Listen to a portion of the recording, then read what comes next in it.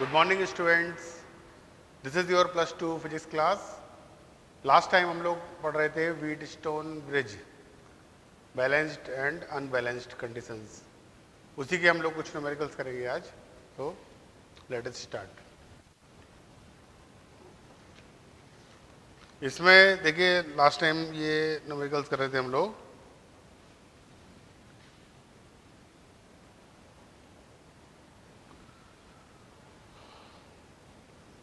मान लो ये आपका दो रेजिस्टेंसेस हैं R और S, और ये मीटर ब्रिज वायर है इस तरह से।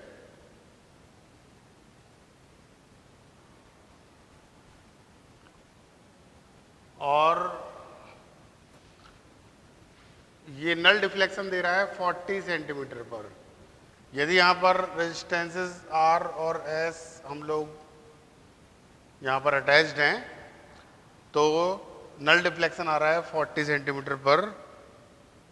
और यदि हम लोग क्या करें, अगेन R और S, यहाँ पर यदि एक और रेजिस्टेंस 12 ओम का रेजिस्टेंस हम ले लें पैरेलल में विद S, उस केस में नल डिफ्लेक्शन आता है हमारा 50 सेंटीमीटर पर। समझे? तो इस कंडीशन में हमें फाइंड करना है the values of R and S। ऐसे करके ये तो इसमें देखिए पूरी मीटर ब्रिज में जब तक ना कहा जाए तो आपको लेंथ लेनी है पूरी, कितनी? 100 सेंटीमीटर। तो ये 40 है तो इधर कितनी हो जाएगी? 60। तो यहां से कंडीशन क्या आ जाएगी? This upon this equal to this upon this. तो इस वाले से कंडीशन क्या आएगी? पहले वाले से R upon S equal to 40/60, है ना? 0 से 0 कैंसिल, ये आ जाएगा, काटेंगे तो 2/3।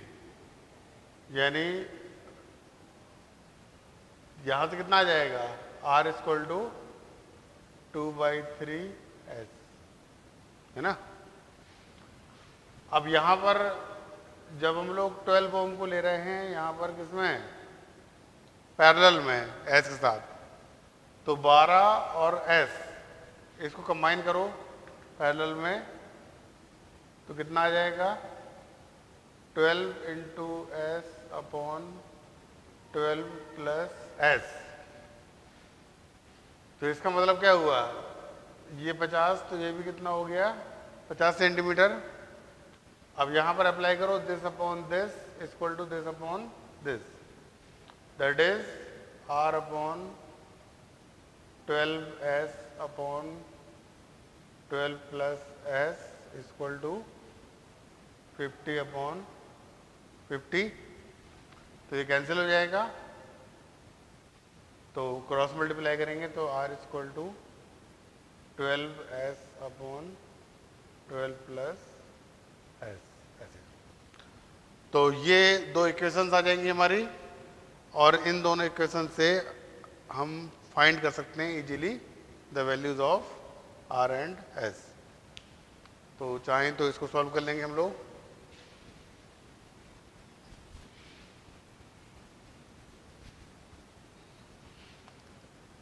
सॉल्व करो, R की वैल्यू 2/3S यहाँ पुट अप कर दो तो कितना आ जाएगा? 2/3S equal to 12S upon 12 plus S।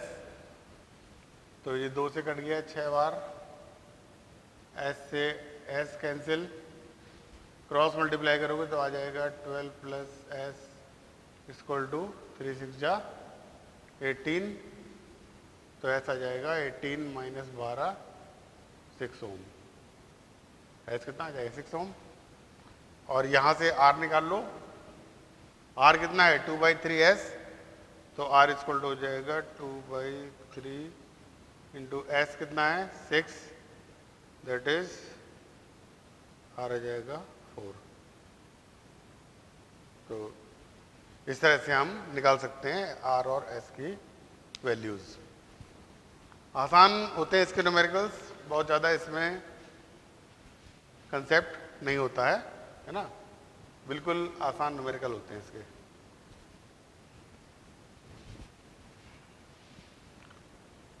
तो चाहो तो एक आध और कर लेते हैं। ये भी सीबीएसई में पूछा गया है न्यूमेरिकल।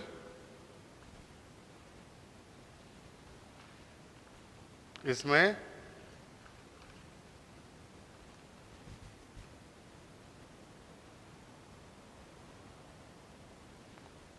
ये भी सीबीएसई में पूछा गया न्यूमेरिकल वाला। ऐसे ये सर्किट दिया गया था, इसमें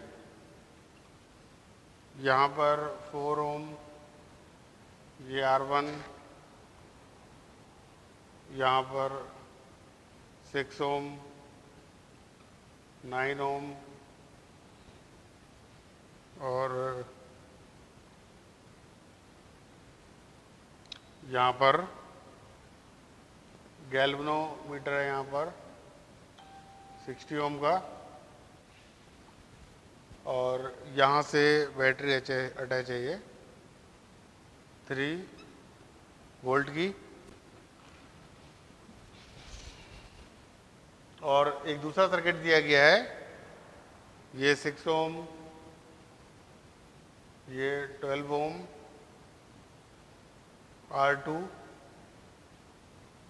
और यहाँ पर 8 ओम, बैटरी 3 वोल्ट की, और गैल्वेनोमीटर दिया गया है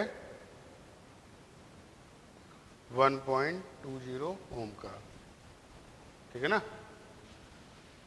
और इसमें दोनों, इसमें दिया गया था क्वेश्चन में कि दोनों ही सर्किट्स में जो गैल्वेनोमीटर है उससे कोई भी करंट फ्लो नहीं कर रही है। जो गैल्वेनोमीटर है ये दोनों ही केसेस में गिव्स नो डिफ्लेक्शन, और हमें फाइंड करना था इसमें R1 और R2 का रेशो। तो इसमें पहले भी हम आपको इसमें करा चुके हैं क्वेश्चन कि यदि बैटरी और गैल्वेनोमीटर को आपस में इंटरचेंज करें, बैटरी के प्लेस में लगा दें गैल्वेनोमीटर और गैल्वेनोमीटर के प्लेस में लगा दें बैटरी, तो बैलेंसिंग कंडीशंस पर कोई फर्क नहीं पड़ता। तो यानी ये भी आपका, ये तो है ही आपका बैलेंस्ड व्हीटस्टोन ब्रिज, और ये भी कैसा है, बैलेंस्ड व्हीटस्टोन ब्रिज। तो इसमें क्या आ जाएगा, देखो सिंपली, यदि ब्रिज व्हीटस्टोन ब्रिज बैलेंस्ड है तो क्या होता है, this into this equal to this into this, और यहाँ भी आपका क्या हो जाएगा, this into this equal to this into this.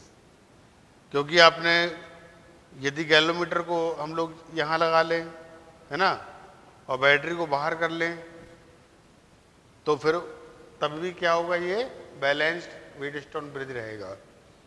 तो इससे क्या आ जाएगी equation, this into this equal to this into this, that is 6R1 equal to 9 into 4।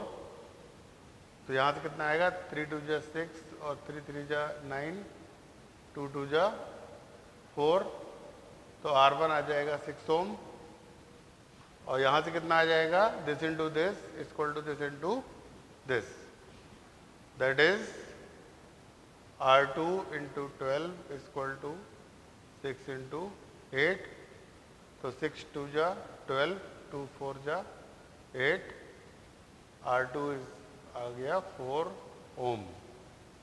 तो हमें क्या निकालना था, what is the ratio of R1 and R2, तो कितना आ जाएगा ये 6/4, यानी 3/2 इज द आंसर, ठीक है ना।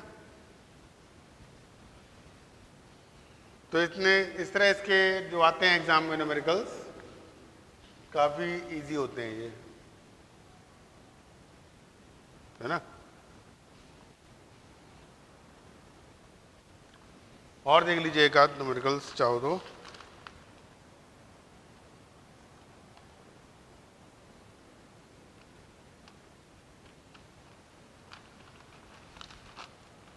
ये सारे सीबीएसई में आए हुए हैं। एक और देखो न्यूमेरिकल, यहाँ पर रेजिस्टेंस आर और एस है,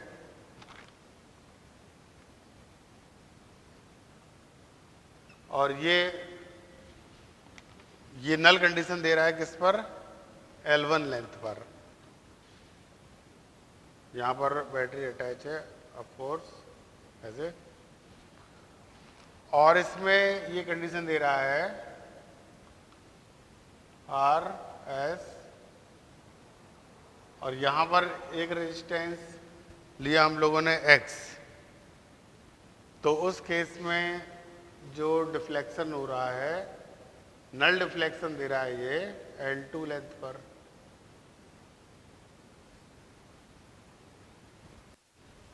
जब यहाँ पर R और S लिया गया तो ये null galvanometer shows null deflection at length L1, और यदि एक रेजिस्टेंस X अटैच किया जाता है इसके साथ पैरेलल में, तो उस केस में नल डिफ्लेक्शन आ रहा है L2 पर। तो इसमें फाइंड करना है X in terms of L1, L2 and S। इसमें हमें फाइंड करना है, ये x हमारा अननोन है, x की वैल्यू निकालनी है in terms of L1, L2 and S। तो इसमें अप्लाई कर देंगे हम लोग वैसे ही। ये L1 है यहाँ से यहाँ तक, तो ये कितना बचा, 100 माइनस L1, और ये L2 है तो ये हो गया 100 माइनस L2।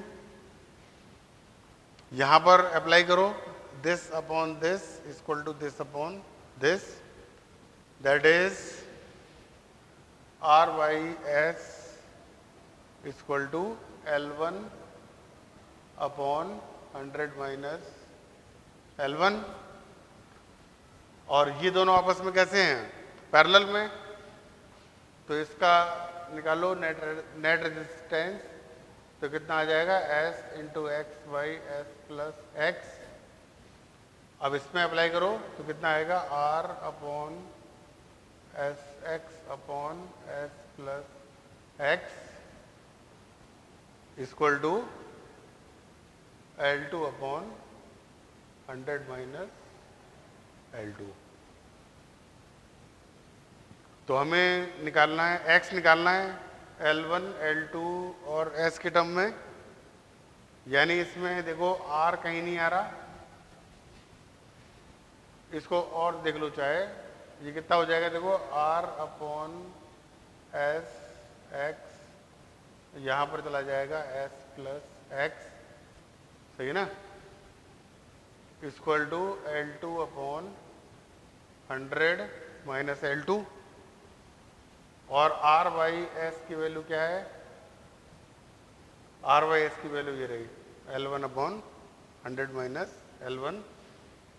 इसकी वैल्यू पुटअप करो यहाँ पर, L1 upon 100 minus L1 into s plus x upon x equal to L2 upon 100 minus L2।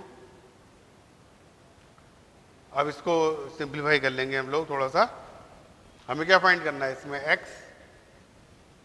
तो x फाइंड करने के लिए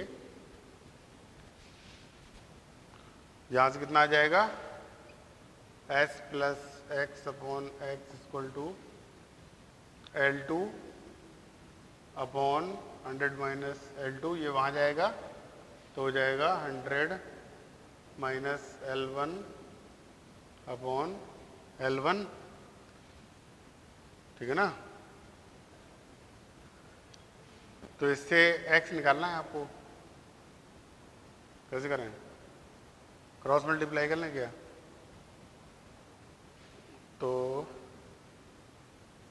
S plus x equal to L2 upon L1 100 minus L1 upon 100 minus L2 into x. तो x find करना है, इसको उधर ले जाओ वहाँ पर, ये x जाएगा उस साइड और फिर x हम लोग ले लेंगे कॉमन, तो कितना आ जाएगा L2 upon L1 100 minus L1 upon 100 minus L2 minus 1, ये x हो गया, यानी that is x equal to s upon, ये अपॉन में चला जाएगा, L2 upon L1 100 minus L1 100 minus L2 minus 1, ऐसे। तो ये भी क्वेश्चन CBSE में पूछा गया है। तो इस तरह से आपने देखा कि हम लोगों ने कुछ न्यूमेरिकल्स किए, व्हीटस्टोन ब्रिज के, बैलेंस्ड कंडीशन पर भी किए हम लोगों ने, और इससे लास्ट लेक्चर में हम लोगों ने किए थे अनबैलेंस्ड के। अब देखिए इसके आगे हम लोग करेंगे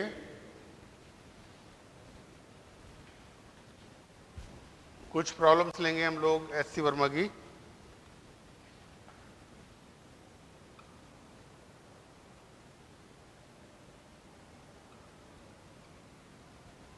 SC वर्मा की कुछ लेंगे प्रॉब्लम्स हम लोग। इसमें कुछ बच्चों ने ये पूछी हुई हैं, इनके सॉल्यूशन देखेंगे हम लोग SC वर्मा के। जैसे एक बच्चे ने पूछा है क्वेश्चन नंबर 42, ये सारी प्रॉब्लम्स हैं करंट, इलेक्ट्रिसिटी। इसमें 42 प्रॉब्लम में कुछ रेजिस्टेंसेस हैं, 10 ओम 10 ओम 10 ओम, और नीचे भी 10 ओम 10 ओम 10 ओम, यहाँ पर 50 ओम 50 ओम, और इससे अटैच है एक बैटरी 6 वोल्ट की, यहाँ पर एमीटर। और क्वेश्चन में ये पूछा गया है कि what is the reading of ammeter, यानी इसमें हमें निकालना है रीडिंग ऑफ एमीटर, यानी करंट निकालना है हम लोगों को। यहाँ से जो करंट यहाँ से जा रही है हमें उसकी वैल्यू फाइंड करनी है यहाँ पर। तो इसमें सिमेट्रिकल सर्किट का ये क्वेश्चन है। यहाँ पर यदि आप देखो लॉजिकली, तो 6 वोल्ट की बैटरी के लिए ये ऊपर का सर्किट और नीचे का सर्किट एग्जैक्टली आइडेंटिकल है। इसका मतलब यदि यहाँ का पोटेंशियल x वोल्ट है, तो इधर का भी कितना हो जाएगा x। इसी तरह से ये पोटेंशियल यदि y है, तो इसका भी कितना हो जाएगा y, क्योंकि ऊपर की कंडीशंस, यानी जो ऊपर का सर्किट है और नीचे का सर्किट है, दैट इज एग्जैक्टली सिमेट्रिकल। तो जब यहाँ का पोटेंशियल x और यहाँ का पोटेंशियल x, तो ये पोटेंशियल डिफरेंस हो जाएगा यहाँ पर 0। इसका मतलब इस ब्रांच से कोई भी करंट नहीं जाएगी। इसी तरह से इस 50 ओम रेजिस्टेंस से भी कोई करंट यहाँ से पास नहीं होगी। इसलिए इसको हम लोग सर्किट से इसको हटा दीजिए, है ना। बस यही इसका कंसेप्ट था। एक बार सर्किट से ये 50 ओम के रेजिस्टेंसेस रिमूव हो गए, तो क्वेश्चन फिर एकदम आसान हो गया। अब ऊपर कितना बचा? 30 ओम, 10 10 10 यानी 30, और नीचे भी कितना? 30, और 30 और 30 हो जाएंगे पैरेलल में, तो नेट रेजिस्टेंस हो जाएगा 30 इंटू 30/60। तो नेट रेजिस्टेंस कितना आ जाएगा? 15 ओम। तो इसका मतलब जो सर्किट से करंट जाएगी I = V/R, दैट इज 6/15 यानी 0.4 ampere. This is the answer. ठीक है ना? ये इसका आंसर था क्वेश्चन नंबर 42 का।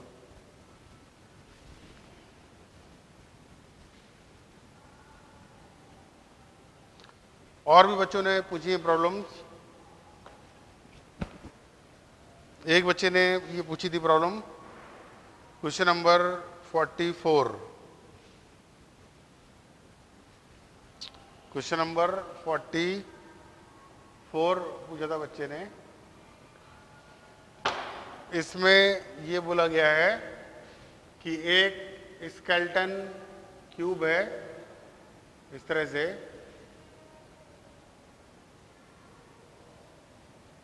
ऐसे स्केलेटन क्यूब है ये, और इसकी हर एक ब्रांच का रेजिस्टेंस सेम है, दैट इज R। हर एक का रेजिस्टेंस गिवन है R, ऐसे।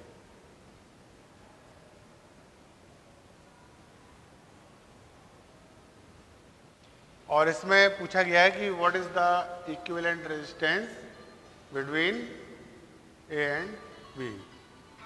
इसमें ये पूछा गया है। ठीक है ना? What is the equivalent resistance between points A and B, ये इसमें पूछा गया था। ठीक है ना? तो इसको भी हम लोग सॉल्व करेंगे VI मेथड से।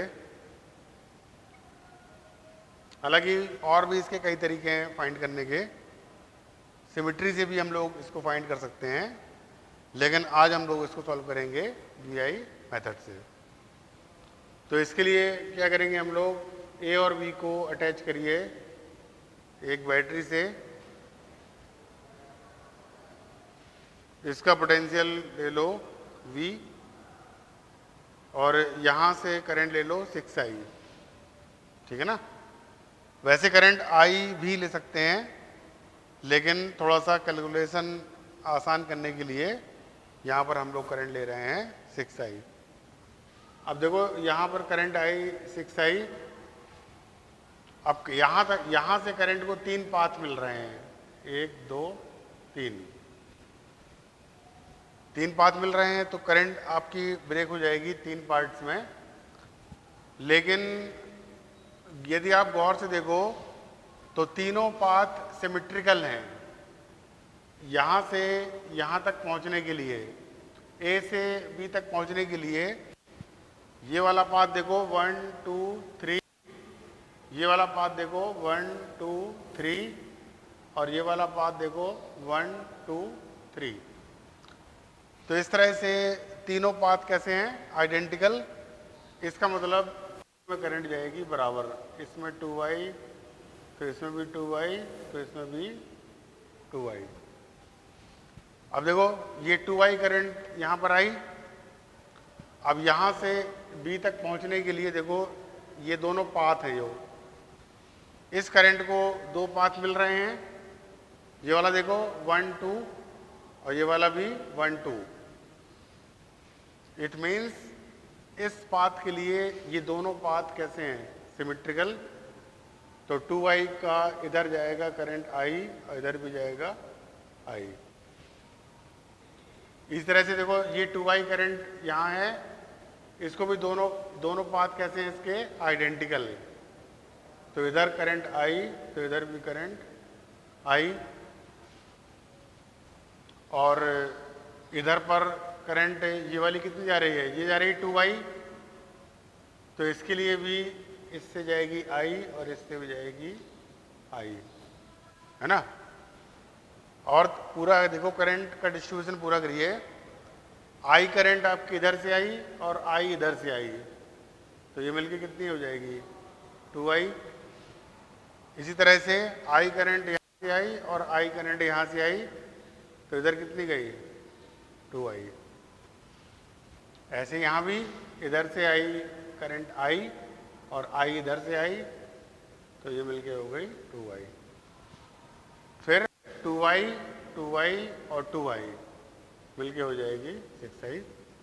इस तरह से ये करंट का डिस्ट्रीब्यूशन पूरा हो गया। और VI मेथड में R इक्विवेलेंट क्या होता है, V अपॉन I कितना है यहाँ पर 6i। अब इसमें ये वाला पूरा लूप लेंगे हम लोग, इसमें मार्क करेंगे plus minus plus minus plus minus plus minus, और इस पूरे लूप में ये वाला लूप ये दिख रहा है ना, ये इसमें पूरे में अप्लाई करेंगे किरचॉफ वोल्टेज लॉ।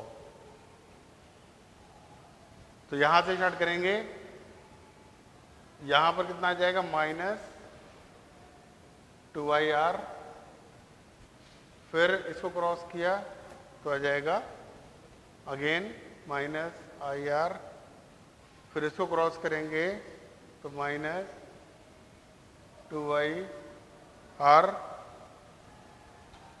फिर इसको क्रॉस करेंगे तो प्लस में आएगा V इक्वल टू 0। तो कितना हो गया 2 2 4 1 5, V इक्वल टू 5IR, और यहां से कितना आएगा V equal to 6i into R equivalent. तो V के प्लेस में ये वैल्यू पुटअप करिए, 6i into R equivalent equal to 5IR, I और I कैंसिल, तो R इक्विवेलेंट हो जाएगा 5/6R। ऐसे ये आएगा इसका आंसर। और भी केसेस हैं इसके, वो हम लोग करेंगे नेक्स्ट टाइम। Thank you.